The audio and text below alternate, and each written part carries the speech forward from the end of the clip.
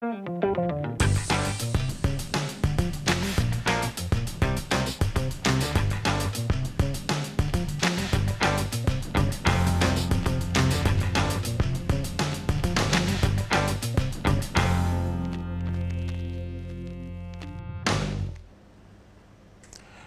evening once again, and welcome to another episode of Inside 10, where we take you into the world of entrepreneurship to expose you to the people, the opportunities, and the stories behind those innovators and those change makers. Today in studio, we've got with us the amazing Kezia Ford. That's right. Am I right? Kezia Ford. Yes. That's correct. And she has an amazing story. She is the founder behind the Perfected Class. It's a brand that targets men. So that is going to be interesting to hear from her. And we have got Israel Map. And Israel is the founder behind Union Collaborative, an interesting initiative targeting the creative sector. Today we're talking about startup stories, and we're going to get behind these two founders and understand what drives them, what inspired them to get going, and also what are their vision for their respective businesses. We're focusing on startup stories because this is also one of the initiatives that we are doing for the Caribbean Startup Summit, which happens in May on the 24th and the 25th of May. And we're giving persons the opportunity to really share their startup stories for a chance to not only receive lots of free publicity, but an opportunity to get to attend the Startup Summit free of cost. So if you are listening to me and you're seeing this now, please go to our social media pages and share your startup story, and just do the necessary tags and hashtags for an opportunity to be selected. So we're going to get the ball rolling right now, and we're going to start off with, of course, ladies being first. But this is an interesting one because this lady is also interested in lots of men, and I don't mean it that way, but you know. That's fine, Selwyn, that's fine. Yes. So tell me about your business. So just give me a brief synopsis of what Perfected Class really is. Yes. So Perfected Class exists with the function to inspire and empower the black man to become the best version of himself. Currently, the route that we've taken to assist men in doing this is through self-care, both skincare and beard care. Okay, and that's interesting because when we think about, you know, men and self-care and beard care as well, we tend to visualize another man talking to his male counterpart about the best ways to do that. So it's going to be very interesting. And sitting right next to you is a bearded man. So Yes. that would be interesting. But tell me about your Union Collaborative and the story behind that. Well, it's a very long story, as you would know. We pretty much started in 2016, all by opportunity and by accident. And we essentially work along with visual artists and designers and makers to help bring their product to market. But we're also providing space and programming and equipment. So it's very new ground in Barbados. It's being done elsewhere in the world, but it's, as I said, it's all responding to a need that we found among ourselves as creative individuals. Every time I come into contact with entrepreneurs and they tell me about what they do, I often go back to this fundamental concept, and I know both of you know this very well, having interacted with me on many occasions. It's your why. Why are you doing what you're doing? Kezia, can you just speak a little bit more to your why, and also what led you into this field to really develop this business? Sure, no problem, Selwyn. When I was very young, I was around late teens, and I noticed all the while growing up that my dad usually dressed a certain way, especially when it came to formal occasions.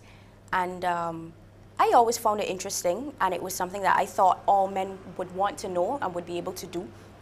So it got me thinking, you know, there's so many boutiques, there's so many stores, there's so many online clothing hubs for ladies, but when it came to men, there was always this limited amount of variety, and there were only certain places that guys could go to find what they were looking for.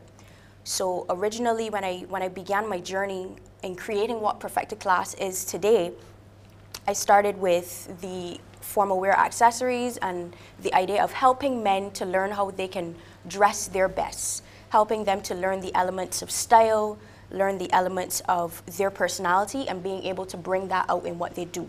Over the years, it has evolved such that I'm now also focusing on the outer man as well in terms of the physical body. So looking at things like how men can better take care of their skin, how they can take care of their beards, because beards are very similar to the hair on the head. It still requires some level of care, but I found that men felt somewhat intimidated, and when they were looking for the solutions that they wanted, they were few and far in between.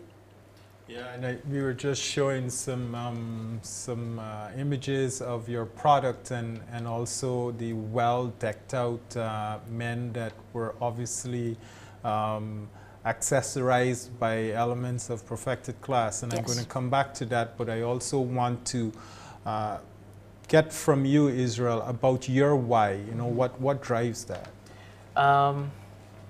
It's only recently that I've really thought about that. And for me, at architecture school, I'm a practicing architect.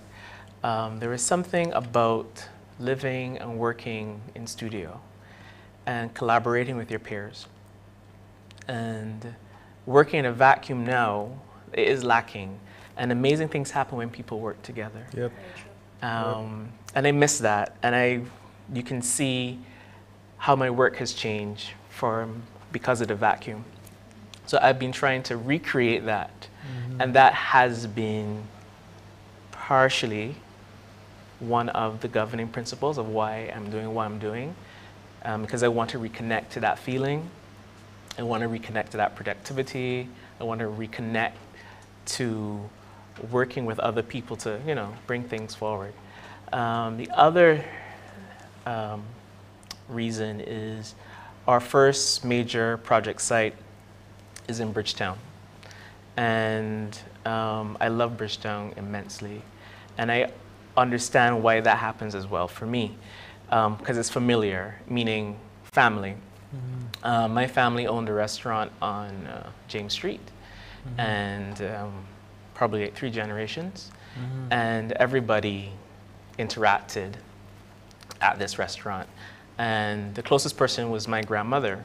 So when I visited her, or she took care of me, I'd be walking through the city with her and interacting with different people. And at that point, the city was bustling, and there's a level of love and connection you had with people and the place. And I've always seen it in the city of Bridgetown. A lot of people don't, but I see it in the architecture, I see how people use the space, and I believe it has so much potential, even as it is. So returning to the city is one of my drives, and bringing a new way of seeing, a new way of being. That's essentially one or two things. It's interesting that you would have mentioned this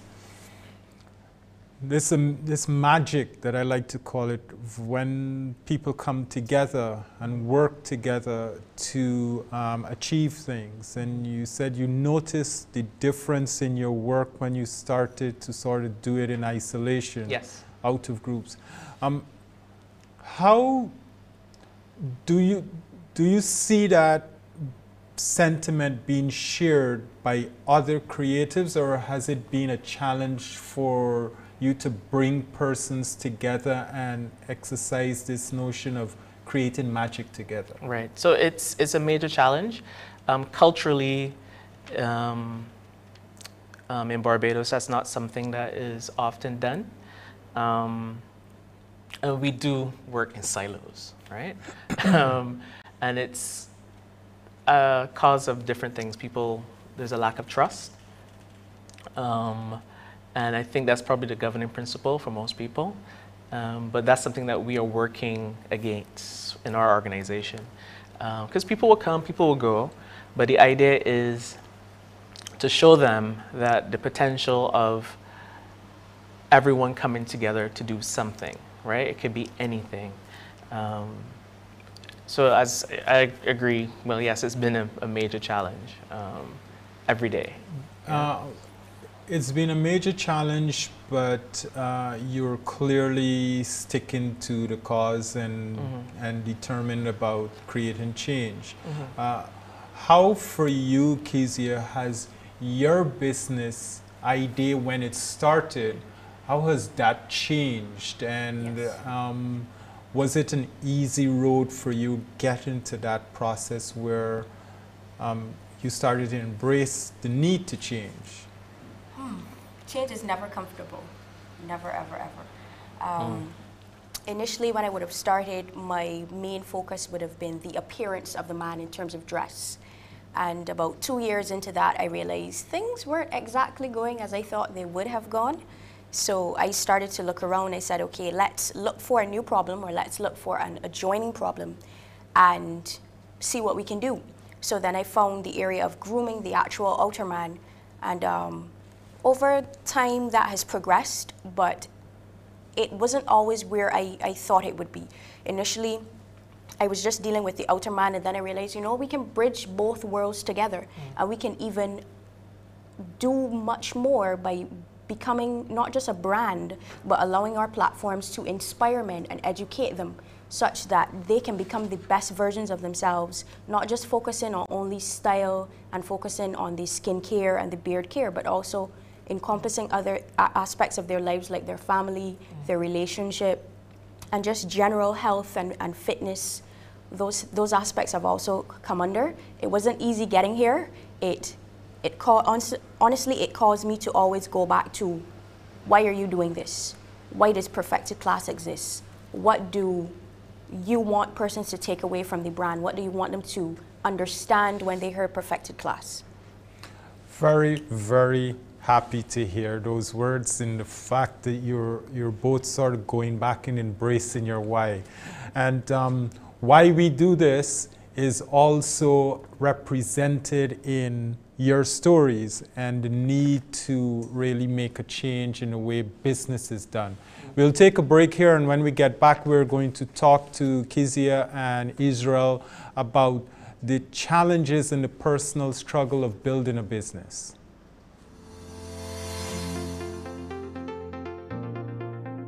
And what I'm hoping for is that the delegates that come here go away with understanding that mindset is literally, it's a really big thing, but it's a really small thing. I feel very inspired coming to this summit. Like, I think it's really, you know, it's just very motivational. So far, we've learned a lot, some good nuggets. It's very good to, you know, have that, be around these people that inspire you and that push you. It's so important to get understanding from speakers who have been through the things that you're trying to accomplish, and also the community that's here is amazing. People want to help each other, want to collaborate, so I definitely encourage you to come.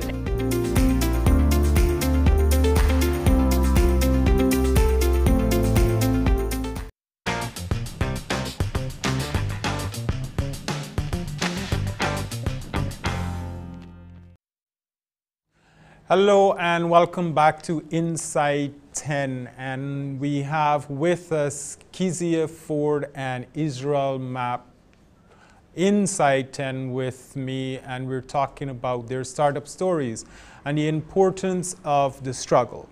And I want to talk to you a little bit about that struggle, you know, the infamous struggle, and you know, the fact that everyone says, you know, the struggle is real and the hustle is real.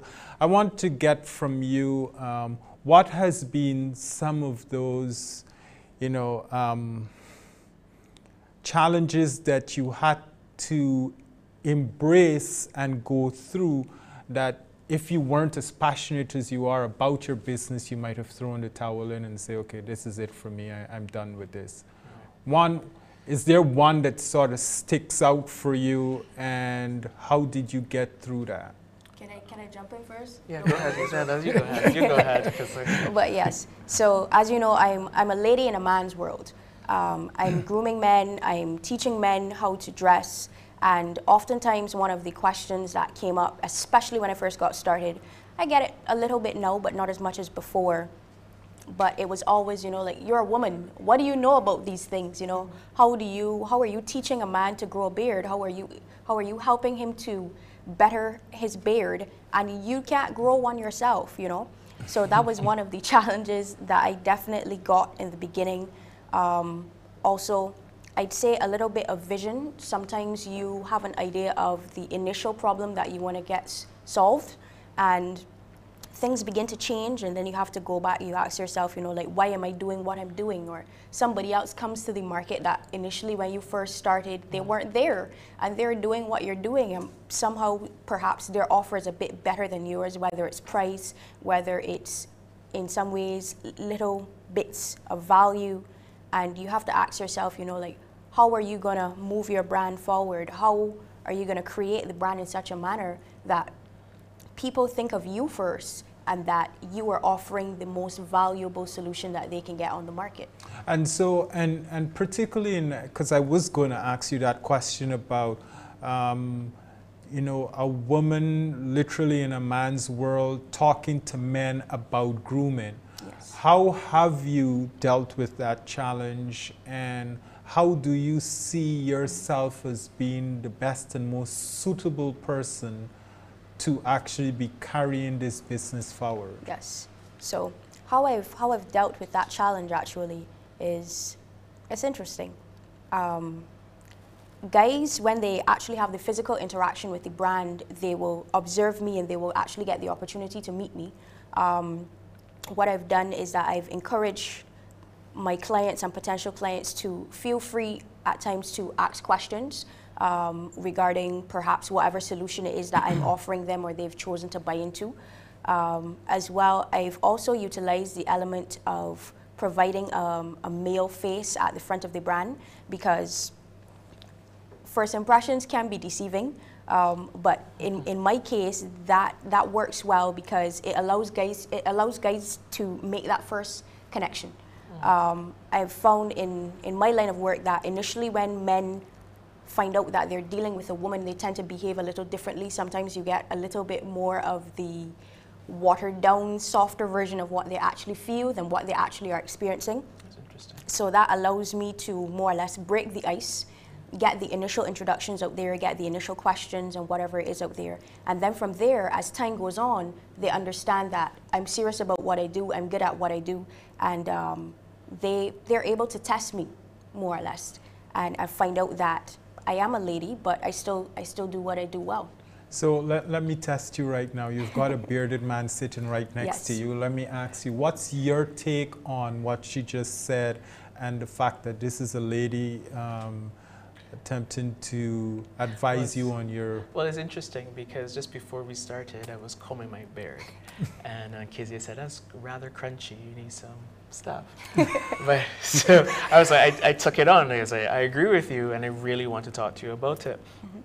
But I'm not your typical guy, right? And I work along with people who create and work along with people. So I take advice, right? And so yeah, I'm up and ready, you know. So I really appreciate that, Kezia. Yeah, you got a client there. You got a client in the making definitely. there. Israel, tell me about that challenge that you've had that kind of sticks out for you. Oh, how do I single out one?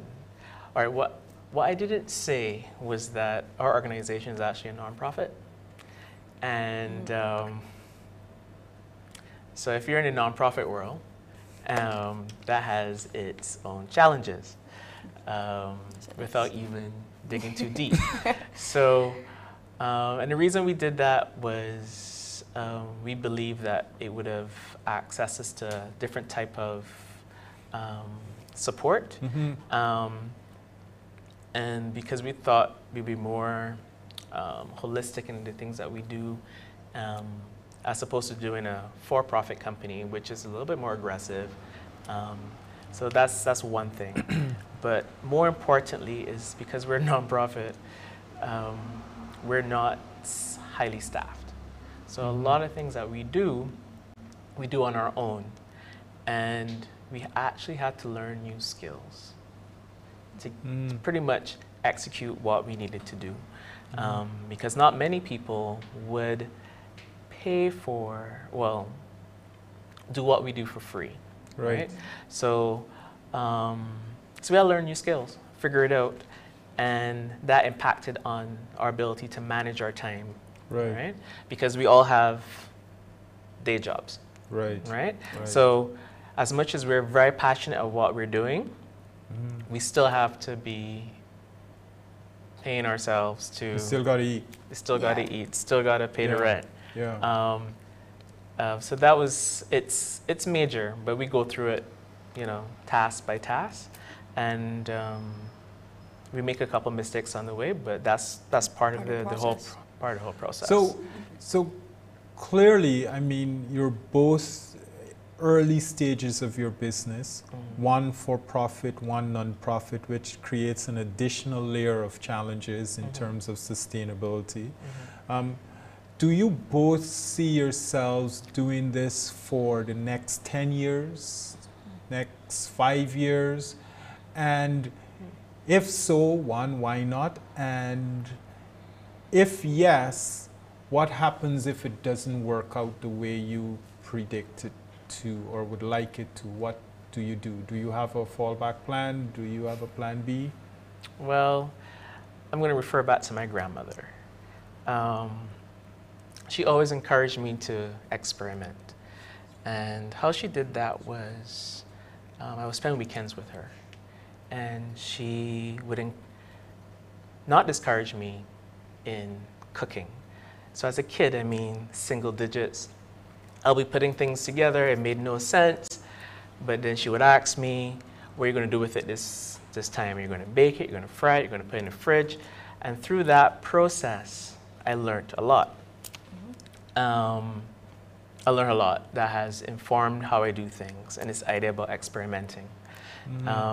So your question about, am I going to do this for 5 or 10? I feel very passionate about it very much now, as I did about architecture about 20 years ago. But I think this is part of my evolution, and I want to see it to the end, wherever that end is.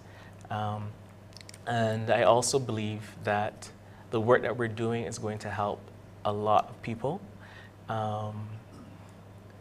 We invest so much in our human capital, but the part of the value chain is not being addressed.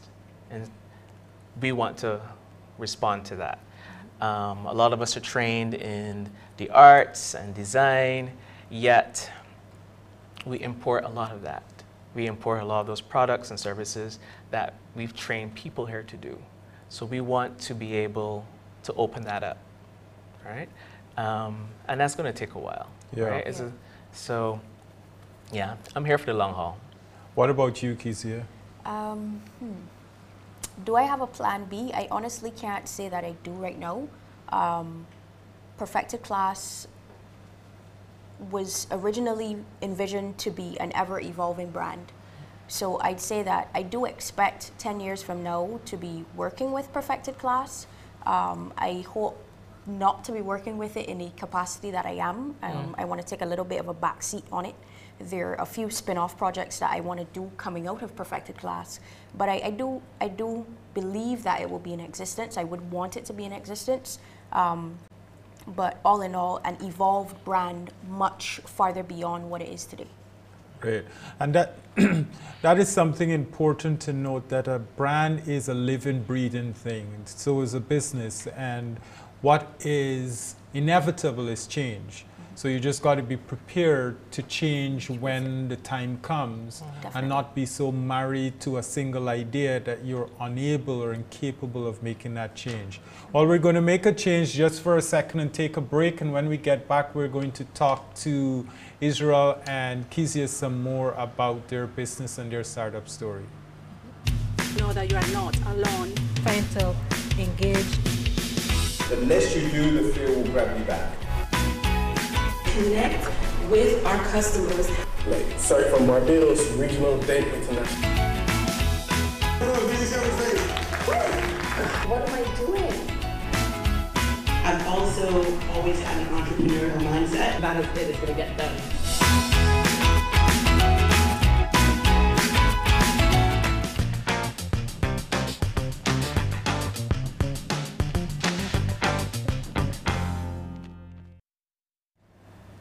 Welcome back once again to Inside 10, and we are here in the studios at 10 Habitat in Bridgetown, and we're talking with Israel Mapp and Kezia Ford. And I want to also take this opportunity to remind you out there about the upcoming Caribbean Startup Summit. And that's where a lot of the different startup stories you're going to be able to hear directly, but get that inspiration from a lot of global players about what it takes to really start a business and grow it from the ground up. And that's exactly what Israel and Kezia are trying to do here with their own ventures. And I want to talk to you about the scope of your business. What I have found, and we've been fighting against consistently, is the notion of starting small and then staying small. What are your views, and how do you see your business? What's the growth potential do you see for your business, and what are you doing now to sort of lay the foundation for that? Well, I think we had a precursor project, and we started small, and we used what we had to make it work. And within less than, let's say, 6 months, we had taken on a wider portfolio that we couldn't have imagined. So we would have had a marketplace which would have allowed for commercial platform for artists, designers, and makers, and locally. And it was only supposed to last 3 weeks. And 2 years later, we had already gone international, working along with the creative industries in Ministry of Culture, and taking our designers and artists to market in London, in Atlanta. We would have not imagined that would have happened. Right. And so today, even though we don't have the marketplace anymore, that has allowed us to, a physical marketplace, or just say a brick and mortar, that has allowed us now to even go bigger, right? So how do you go from a room that is 13 feet by 20 feet to a whole city block? Right. We didn't see that 3 years ago. What about you, Kezia? What do you see? So similarly to Israel, Perfected Class is not a brick and mortar store. Initially, when I brought Perfected Class to market, I was just a teenager with a dream and a registered business name. That was it. So I had to make use of what was available, and social media, just as much as it is today, was what was relevant and what was working. So similarly, Perfected Class is not a brick and mortar store. Building from the ground up and seeing how Perfected Class has evolved. Initially, I did think small. Initially, the idea was, we're in Barbados, we're just gonna try to make a living in Barbados. But now that I've seen the potential of the brand, and now that I've been able to see the impact that the brand has been able to have on men from all across the world. We're talking Barbados, the Caribbean, Canada, England. I even have persons who are following from the continent of Africa. So it's interesting. It really opened up my eyes and got me thinking, you know, like, you have something special here. But the worst thing you can do with it is box it into the idea that it only needs to be Barbados, it only needs to be the Caribbean. And Nice. in some ways, I'm starting before you have completed the vision, in terms of creating content that appeals to everyone, not just boxes into, oh, you live in Barbados or you live in the Caribbean, but content that can appeal to men from all over the world. I'm so happy you said that. You know, it's amazing how perception and, I mean, perspectives can change yes. your entire vision of your business. I want to give you both 20 seconds each to give your words of wisdom to another entrepreneur out there that is listening to you. What would your words of wisdom be, Kezia, to that entrepreneur that's listening, and then you, Israel? My first word of wisdom would be prepare yourself mentally.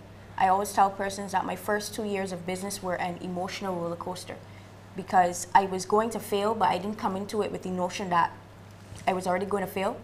And that's something that you have to get accustomed to. Chances are your first idea may not actually work. And you might have to refine and redefine and keep coming back. But the idea is to stick with it and develop that mental toughness that needs to come with entrepreneurship. Okay. What about you, Israel? 20 seconds. Simple is see it to the end. It's going to be a challenge, but just see it to the end. Just plod along and see it to the end. Excellent. I want to thank you both for spending time with me in Side 10, and of course I want to also say thank you to you for taking some time out of your evening to spend with us in Side 10. And my words of wisdom to you is this: find a community, make yourself a part of that, and surround yourself with like-minded individuals that can support your venture. Entrepreneurship does not have to be a lonely process. It is much better when you do it in company. Have a wonderful evening. Until we see you again, keep hustling.